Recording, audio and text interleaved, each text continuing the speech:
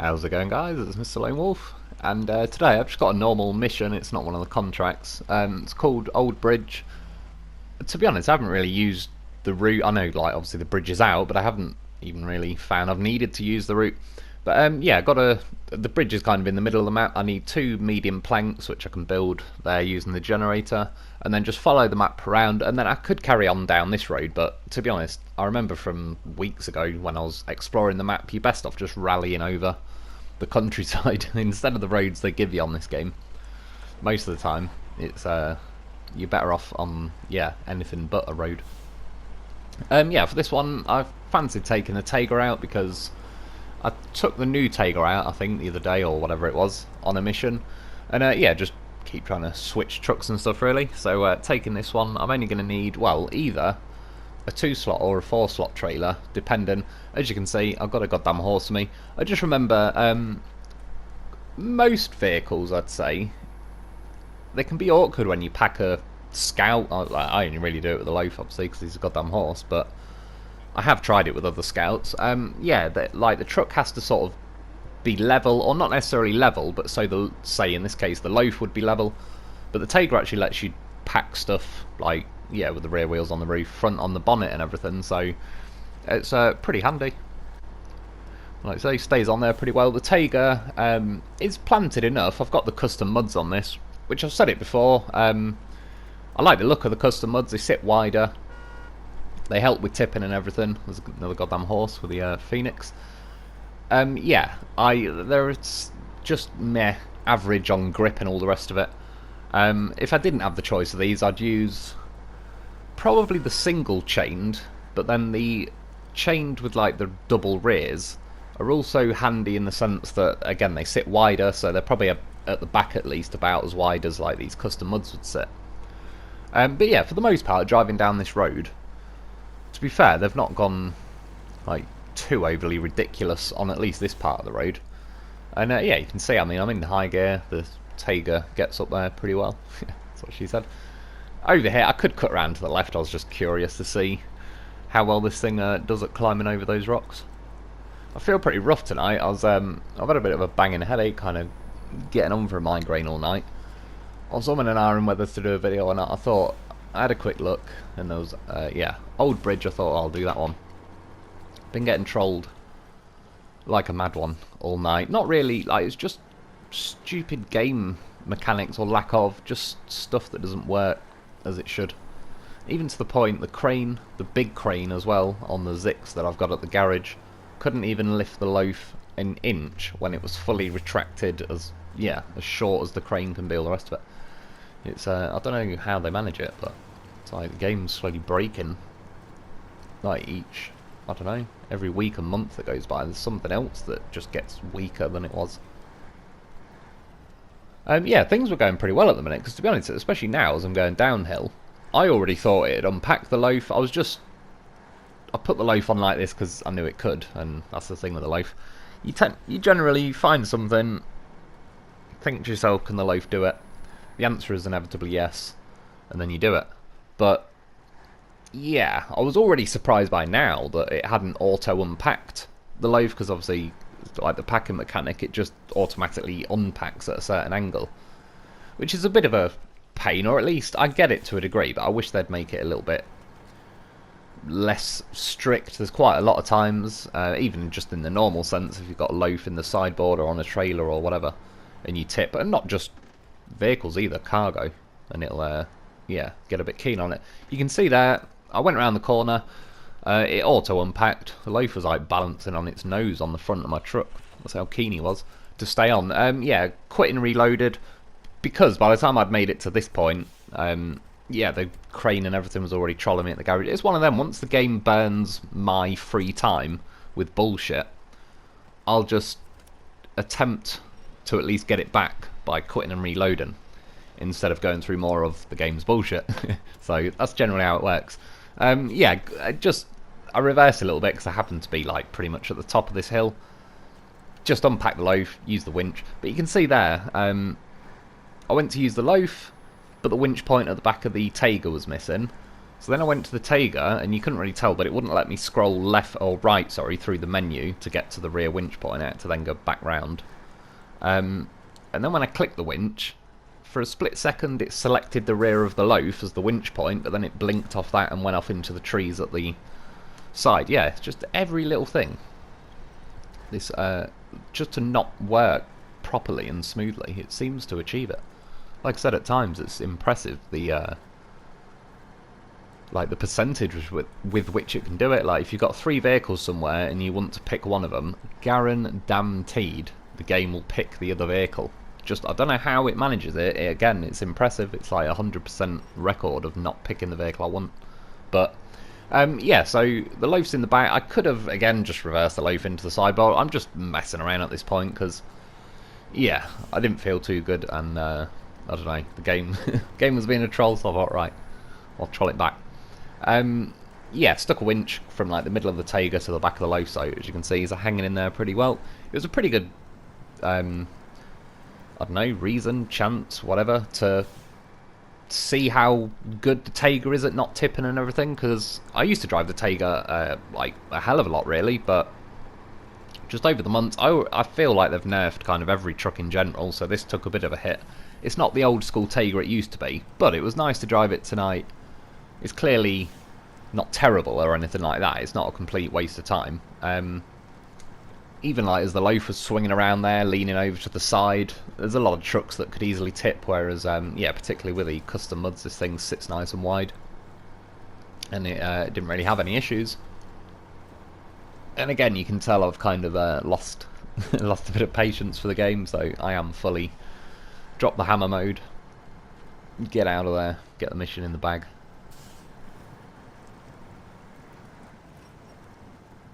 And in theory, the reason why I was leaving the loaf like this, by the way, is because when I now get to the garage, I could either get a 2-slot or a 4-slot. I was thinking that I could either pull the loaf back up over the roof and pack him onto the front, so I can put one lot of medium planks in the sideboard and do it that way. I wasn't really decided myself, it's just, yeah, loaf. With a loaf you got options. Got to here, obviously, just a quick bit of footage, but don't forget to turn the bloody generator on. Again, why does it always turn itself off? I was just quickly checking there as well if it had enough fuel in it. Mine had 500 litres in. I assumed that'd probably be enough because I only need to build 2 planks, so I was kind of betting on that it, yeah, would be less than 250 each, which it must have been because it let me build both of them. See, I was like, I didn't even, I just grabbed that trailer, but I didn't get a maintenance trailer, fix or refuel my Tayga or anything, just getting that trailer. I tried this one because obviously it's a 2-slot trailer, it's fatter and heavier than the other one, but it's got the bars at the side that if cargo tips out, it doesn't necessarily automatically mean it's just going to fly straight out the trailer.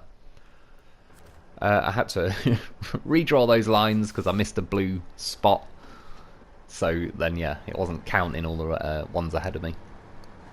Yeah, just one of them, every little thing that was like really game. What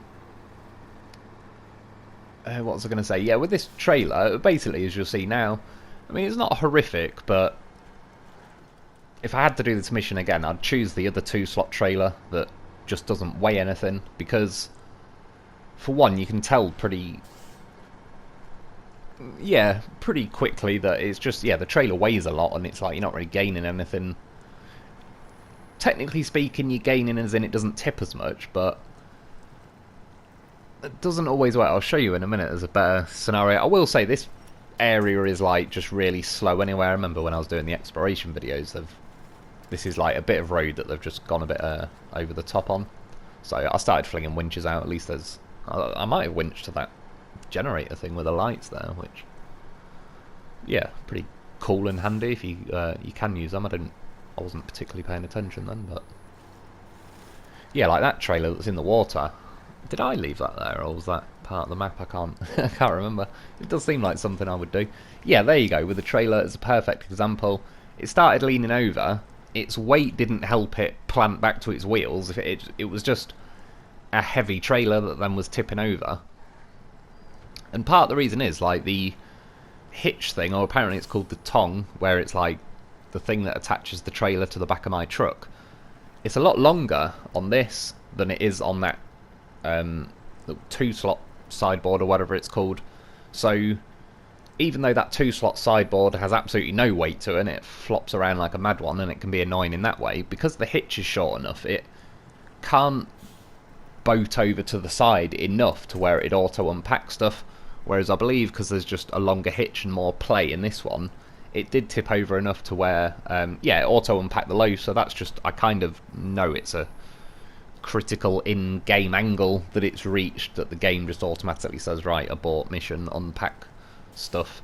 And again, personally I like it. Like, say like when it was tipping there and the loaf jumped off, just the way the game mechanics seem to work, because it's auto unpacked the loaf, it kind of flicks the weight back, and then instead of the whole trailer tipping and taking me with it, it then did go back to its wheels. I appreciate there is a loaf on top swinging around, but I just know from previous runs in like the Dolphin and the Zix and stuff where I've gone to tip, well, not just them, like loads of trucks, Phoenix, all sorts, yeah, where I've gone to tip, or I have tipped whether I've got a loaf with me or not, and then I've done it with the, yeah, where the loaf's on the roof and it auto unpacks, and it's just the way it transfers the weight. It kind of, yeah, the game just almost resets what's happening, which way you tip in and all the rest of it, and it quite often it can go in your favour.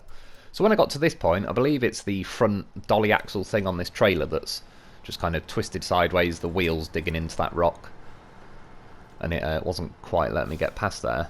But yeah, you can just see in general, maybe with a bigger truck like the Zix 605R, yeah, just bigger trucks like that, this trailer probably wouldn't be as much of an issue. Obviously, generally speaking, I do prefer the weight on it. I also like the dolly axle. If I had to reverse this trailer, even though it's a dolly axle, it's way easier than doing it in like that other 2-slot trailer, and particularly the 4-slot ramped flatbed, because the dolly axle just tucks under the trailer sideways and forces it to flip one way or the other. This one, because it's a double axle dolly trailer, it doesn't really matter too much. Again, on a lot of other maps, I probably would happily go for this trailer. I just, on this map, the amount of weight was working against me with like this sort of terrain. You've seen, it was easier just to get into high gear and stuff, like, I reckon, with less weight. And yeah, in the end it tipped anyway. This map is definitely, and I'm not knocking this, I'm just saying it's the nature of the situation. Like, these truck ruts and everything in the road, this map does make you tip left to right a lot, so yeah, it's gonna happen at some point. I will say, in say this trailer's defence, I don't think having a ramped flatbed, even though that's a 4-slot, I don't think it would have gone particularly better, because for one, as soon as that thing auto unpacks, everything's guaranteed to pretty much to fall off the trailer. You get pretty lucky if it doesn't. Whereas yeah, these big bars that stick up either side of this trailer, if the cargo unpacked on the trailer, even if it slid forward, it'd probably hit my Tayga before it can fully fall off. It's basically, you'd have to fully roll the trailer in your own truck, at which point I'm kind of, yeah, that's fair enough, that's a full-on roll and crash, it is what it is. Get to this section, I think, yeah, on the bridge, got to drop the hammer a little more. It might be a thumbnail, I'll see. Even at this point, it's like, yeah, fuck you, thumbnail. I'm out of here. I just want to get this one, get it done. But apart from that, apart from the game trolling me, the actual Tayga itself was, yeah, doing pretty good. I already expected that it wasn't going to feel as good as it used to. That's what she said. But I was overall, say, pleasantly surprised that it wasn't as horrifically nerfed as I was worried it was going to be. And yeah, this was the last thing. So basically, when I'm on those roads, like, I could follow the road to this old bridge, but as you can see, I'm just rallying over the countryside. I'd recommend to do that as much as possible. There is sections on this map and everything, the roads, that are not too trollish, but generally speaking, the devs, or whoever it is, over-nerf the roads for the sakes of, like, oh, we want to slow everyone down and make it last longer. But fortunately, they're too tight to pay them enough to nerf the whole entire map. So if you go anywhere that the devs didn't intend you to specifically go, then it's just normal SnowRunner goodness, where everything feels pretty balanced, normal, like as if this was when originally somebody, you know, played the game, tested it, and gave it its stamp of approval. Like, yep, this is good. It makes sense. Like I say, these days they've just lost sight of like the fun of the game to a degree because they're so obsessed with making everything like go slow and just be weaker than it used to be. But it probably wouldn't be as bad if the game was originally like that. But for those of us that had the game back at the beginning, who used the cranes when they worked properly, used the winches when they worked properly, used all the trucks when they worked how they used to work, yeah, it's just inevitable. It's like the opposite of game progression. It'd be like doing Grand Theft Auto and you get to start with a minigun and billions of dollars, and then as you complete the missions you get left with a handgun and 50 quid, and it's like, well, yeah, we'd all be like, sod that, I'll restart the game. Go back to the good old. I mean, let's be honest, with Grand Theft Auto, be some like L1R1, L2R2, whatever it was, and cheat codes. Back before the days of the internet. They were like gold dust at school. Someone had a Grand Theft Auto cheat. Be offering to do the homework and all sorts to get a hold of that shit. I remember I had a cheat book, and yeah. I never did, but I could have made thousands, I assume. I could have sold cheats, and I would have been rich as a kid. Just how many people wanted them cheats. Yeah, again, I was just rallying across the countryside at this point, purposely smashing my truck up a bit. It was what was needed, a bit of therapeutic stress relief at the end. Doesn't pay very well, but it is what it is. I've got a bridge in the middle of the map now, so yeah, that's one in the bag. We got there in the end. Tayga's still pretty decent. But yeah, that's about it for today. I hope you enjoyed. I hope that helps. Thanks for watching. Get yourself a loaf because he's still a goddamn professional. And I'll be back soon.